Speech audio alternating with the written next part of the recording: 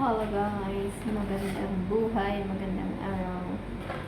Magawa tayo ngayon guys ng orange cake at ito po ay ready-made na cake.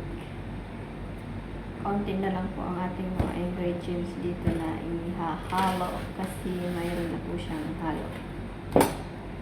Egg na lang po ang ating ilalagay dyan, 3 eggs. Oil, 1/4 cup. At saka instead of water guys, gatas yung ilalagay. Ayun, ito na ating haluan guys. Ito ang ating panghalo at ito ang ating paglagyan.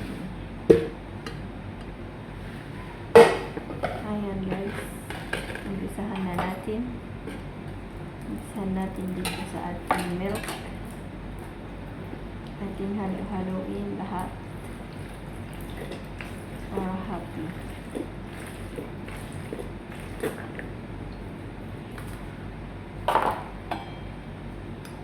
3 eggs to siya guys. Hindi na tayo maglalagay ng sugar at kung ano-ano pa kasi kompleto na yan siya guys. Sa carton kasi yan. Halagyan na rin natin ang ating oil at ating i-mix na guys.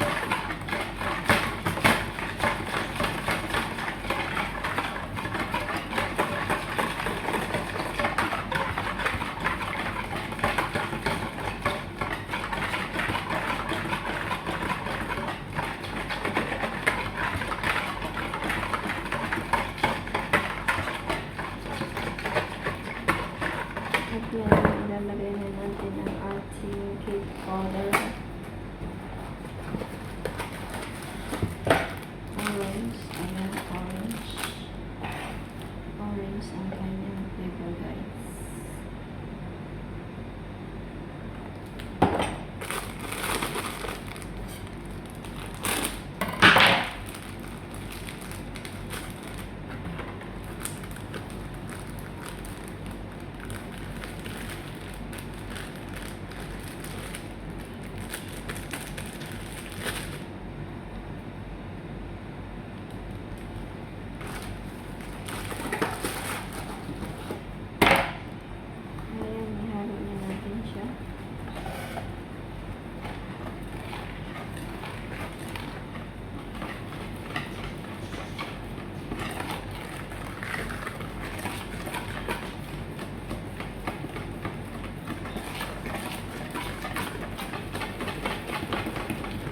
Haluin lang yung maigi para hindi magbuo-buo guys.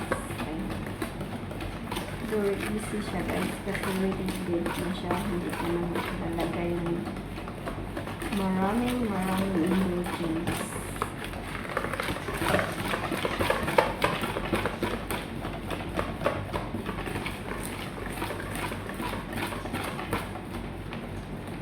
So ayan guys, lalagay natin dito. Pupunasan muna natin siya ng konting oil para hindi siya didikit. Kasi gamit tayo guys ng tissue kasi wala akong ano talaga sa paglalagay ng oil. Yung parang brush. Hindi tayo kumpleto ng gamit guys. Mano-mano lang tayo.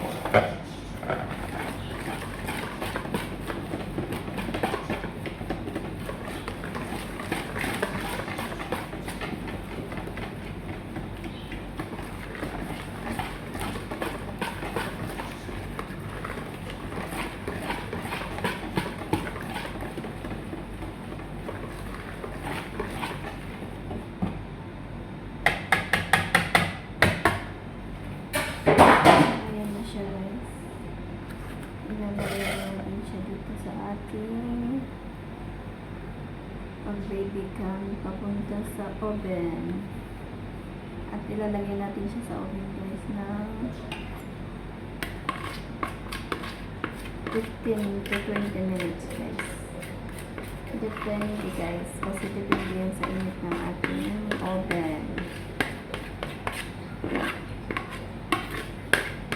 So So, yan lang muna guys. Mamaya ipakita ko pag naluto na guys. Na siya guys, nilagay na natin sa oven at takpan natin siya ng 15 minutes guys. At sa baba muna ang ating apoy. Ayan. Ayan na ang ating cake guys. Almost done. Ilalagay na natin siya sa lagayan. Ayan.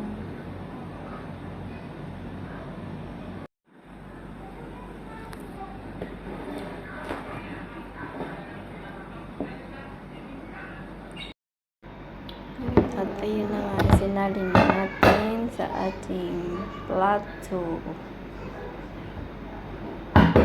Hulmaan to plato.